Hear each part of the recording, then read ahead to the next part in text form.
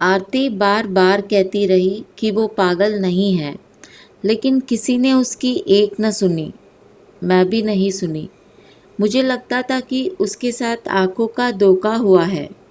मुझे 30 साल लग गए ये समझने के लिए कि वो सच बोल रही थी और उसके साथ कोई आंखों का धोखा नहीं हुआ।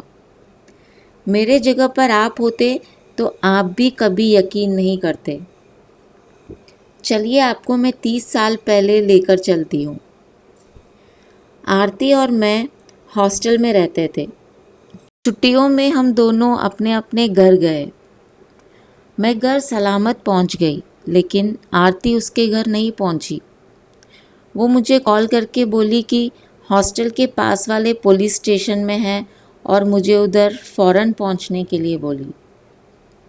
मैं घबराते हुए पुलिस स्टेशन पहुंची। मैं उसे पूछी कि बात क्या है। उसने जो कहा वो सुनकर पहले मुझे हंसी आई, लेकिन फिर अजीब भी लगा, क्योंकि भला किसी को अपना घर, अपना इलाका कैसे नहीं मिल सकता। मैं उसे पूछी कि क्या वो सही जगह पर पहुंची थी। उसने कहा, मैं बच्ची नहीं हूँ, सिर्फ 2 महीने पहले उधर गई थी। मैं मेरे घर के पास बस स्टॉप पर उतर गई। सब कुछ पूरी तरह से बदला हुआ है। वो रास्ते पूरे बदल गए। मेरे घर के जगह कोई 2 माले का घर है और वहाँ बड़े बड़े नीम के पेड़ थे जो अभी नहीं हैं, और वो तालाब पूरी तरह से सूख चुका है। तुझे याद है, वहाँ बाजू में छोटा सा स्कूल था, वहाँ अभी मॉल है। वो सारे रास्ते, सारे घर, सब कुछ बदल गए। वहाँ आजू बाजू में भी सब नए लोग रहते हैं। मेरे घर में कोई 2 बुज़ुर्ग रहते हैं जो नेपाली हैं। वो कहते हैं कि वहाँ वो लोग 20 साल से रहते हैं। आरती की बातों पर मुझे बिल्कुल विश्वास नहीं हो रहा था, लेकिन उसकी हालत भी देखी नहीं जा रही थी। यही बात आरती ने पुलिस को बताया और हम पुलिस के साथ गाड़ी में बैठकर उसके घर जाने लगे। जैसे आरती ने बताया, बिल्कुल उसी रास्ते से उसी जगह पर हम पहुँचे जहाँ उसका घर है। आरती हमसे बोली कि 2 घंटे पहले जब मैं इधर आई थी तो सब बदला बदला सा था, लेकिन अब सब ठीक है। ये कैसे हो सकता है? पुलिस कांस्टेबल ने मुझे बाजू में बुलाया और कहा कि आपकी दोस्त की दिमागी हालत शायद ठीक नहीं है, इसका इलाज करवाओ और इस तरह हमारा वक्त बर्बाद मत करो। मुझे भी कुछ ऐसा ही लगा कि आरती का दिमागी हालत कुछ ठीक नहीं है, लेकिन यकीन नहीं कर पा रही थी, क्योंकि एक दिन में किसी का दिमागी हालत कैसे बिगड़ सकता है। लेकिन ये भी मैं यकीन नहीं कर सकती थी कि 2 घंटे पहले तक पूरा इलाका बदला हुआ था। आरती ने कहा कि मैं अभी साबित करती हूँ कि मैं 2 घंटे पहले इधर आई थी।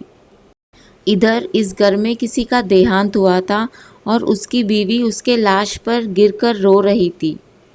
आरती ने उस घर वालों को पूछा, लेकिन उनको आरती का बात का बुरा लग गया और मुंह पर दरवाज़ा बंद कर दिए। अब चलिए 30 साल के बाद, मतलब अभी। आरती से मिले हुए बरसों हो गए। अचानक उसकी बहुत याद आने लगी। मैं सुनी कि उसकी शादी नहीं हुई, उसका कोई कांटेक्ट नंबर नहीं है, लेकिन मुझे उसका घर पता था। जैसे मैं उसका घर पहुंची और दरवाज़ा खटखटाई, कोई 2 बुज़ुर्ग दरवाज़ा खोले। मैं बोली कि आरती से मिलना है। उन्होंने कहा कि यहाँ कोई आरती नहीं रहती। मैं पूछी कि आप यहाँ कब से रहते हैं? उन्होंने कहा कि कुछ 20-25 साल से। इसके बाद मुझे सच समझने में देर नहीं लगी। मैं देखी कि अब उसका घर 2 माले का है और ये 2 बुज़ुर्ग नेपाली है, जैसे आरती ने बताया। और जैसे आरती ने बताया, वैसे ही बाजू वाले घर में किसी का देहांत हुआ है और उसकी बीवी उस लाश पर गिरकर रो रही है। तालाब भी पूरी तरह से सूख चुका है और स्कूल के जगह मॉल बन चुका है।